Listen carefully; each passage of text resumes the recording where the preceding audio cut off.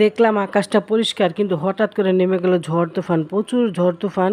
তো আগে দেখতাম কি বৃষ্টি হইতো পরে তুফান ছাড়তো, কিন্তু এখন দেখি কি শুধু বিদ্যুৎ চমকায় আর ঝড় বাতাস।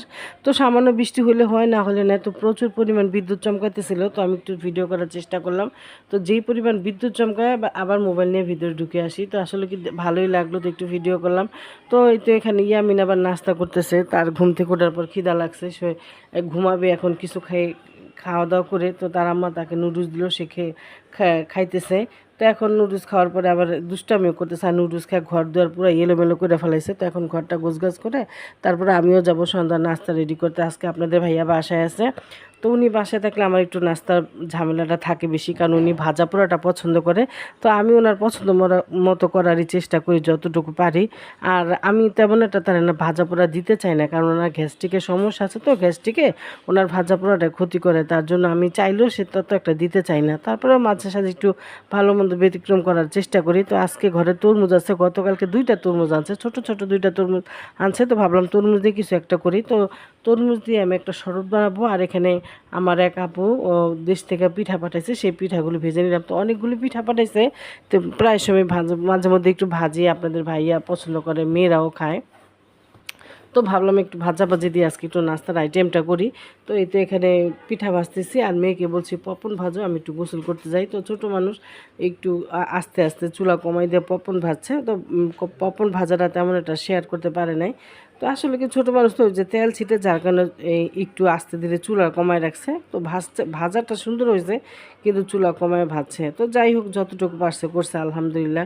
আমি আবার বাচ্চা কাচ্চা দিয়ে তেমন একটা কাজ করে তো পছন্দ করি না, কারণ ওরা পড়াশোনা করে, কাজ আর কখন করবে। আসলে কি মেয়েদের কাজ শেখানো উচিত, কিন্তু কাজ প্রিয় ভাই বোনেরা, কাজ কিন্তু বাচ্চারা শিখেই যায়। একটা সময় কাজ মেয়েদের শিখাইতে হয় না, যখন ঘাড়ে পড়ে তখন মানুষ এমনি কাজ শিখে যায়। তো এই তো আমার নাস্তাটা রেডি হয়ে গেছে। তো এখন এই যে দেখেন, আমি এখানে মহব্বতের শরবত বানাইছি। তো মহব্বত শরবতটা আসলে ওরকম হয় নাই, কারণ কি মহব্বতের শরবতে রুয়াবজা দিতে হয়তো কালারটা সুন্দর আসে। আমাদের ঘরে আবার রুয়াবজা কেউ পছন্দ করে না, যার কারণে আমি শুধু দুধ দিয়ে করছি। তো এখানে আমি 1 কেজি দুধ নিছি, আর সাথে নিছি তরমুজ। তো এখানে আমি বরফ ইউজ করতে পারিনি, কারণ বরফটা আমার মনে ছিল না রাখতে। তো তরমুজটা আমি ছোটো ছোটো করে কাইটা ডিপে রাখছিলাম, আর এখানে তরমুজ ফালি করে কাইটা নিছি। আর এখানে পপন ভাজা আছে। তো মোটামুটি ভালোই আইটেম নিছি। তো এই তো তরমুজগুলো মধ্যে এই যে ছোটো তরমুজ দেখেন, তরমুজ কিন্তু বিশাল বিশাল বড় না। তো গতকালকে যেটা খাইছি সেটা বেশি মজা ছিল। এখানে পপন ভাজা নিচ্ছি, আর যে পিঠার উপরে চিনি দিয়ে দিছি। এইটা কিন্তু খেতে খুব মজা হয়, সাথে যদি রং চা হয় তাহলে খেতে আরও বেশি ভালো লাগে। তো শরবতটা খেয়ে একটু টেস্ট করলাম আমি, খুব ভালো লাগছে, ঠান্ডা ঠান্ডা, কারণ কি বরফ ছিল না, কিন্তু তরমুজটা কিন্তু ঠান্ডা ছিল। তো যাই হোক, আলহামদুলিল্লাহ পরিবারের সবাইকে নিয়ে একটু নাস্তা করলাম। সবাই বলবেন ভিডিওটা কেমন হয়েছে। আর ছোট্ট একটা কথা বলি, যারা আমার ভিডিওটা এখন কন্টিনিউ করতেছেন, অবশ্যই একটা লাইক একটা কমেন্ট করে ভিডিওটা দেখা শুরু করবেন, কারণ একটা লাইক একটা কমেন্টই কিন্তু একটা নতুন ভিডিও করার আগ্রহ জাগায়। তো আপনাদের যদি ভালো লাগে অবশ্যই একটা কমেন্ট করে আপনাদের মূল্যমত মতামত জানিয়ে যাবেন। কারণ আর যদি একটা কমেন্ট হলো কি যোগাযোগের একটা মাধ্যম, একটা কমেন্ট কিন্তু শব্দ না, একটা কমেন্ট হলো যোগাযোগের একটা মাধ্যম।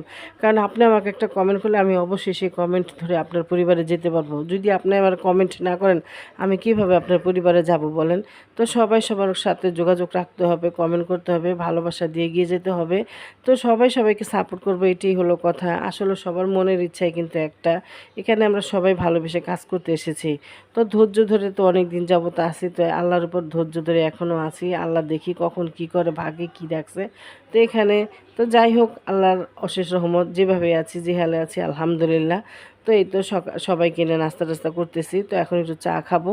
তো আসলে শরবত খাইছি, শরবত যতই খাই না কেন চার নেশা, তো চা খেতেই হয়।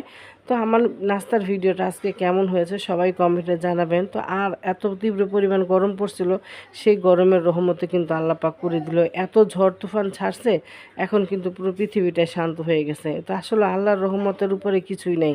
আল্লাহ যদি রহমত করে পৃথিবীটাই ভেসে যাবে আল্লাহর রহমতে। আল্লাহ যদি রহমত না করে, কারো কোনো সাধ্য নেই কিছু করার। তো এত গরম, আমরা শুধু গরম গরম বলি, হঠাৎ করে দেখেন পৃথিবীটাই শান্ত হয়ে গেল। তো আল্লাহ পাকের কাছে অশেষ রহমত। তো এই তো এখন আমরা এখানে গরমের কারণে কিন্তু মহব্বতের শরবত বানাইছি তরমুজ দিয়ে, ঠান্ডা ঠান্ডা খেতে ভালো লাগবে।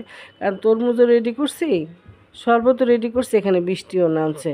তো যাই হোক, আল্লাহর অশেষ রহমত ছিল, তাই ঠান্ডা আবহাওয়া। তো এখানে আলিফ ইয়ামিন ঘুম থেকে উঠে আইসা ওটাও নাস্তা করতে বসছে। তো আলিফ আবার এই শরবতটা পছন্দ করে না, আলিফ তরমুজও খায় না।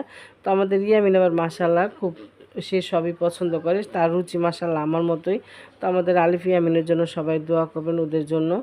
তো আমাদের আলিফের সামনেই পরীক্ষা, তোর জন্য সবাই দোয়া করবেন। আমরাও সবার জন্য দোয়া করি। আশা করি সবাই ভালো থাকবেন, সুস্থ থাকবেন। আজকের ভিডিওটা কেমন হয়েছে? আল্লাহ হাফেজ।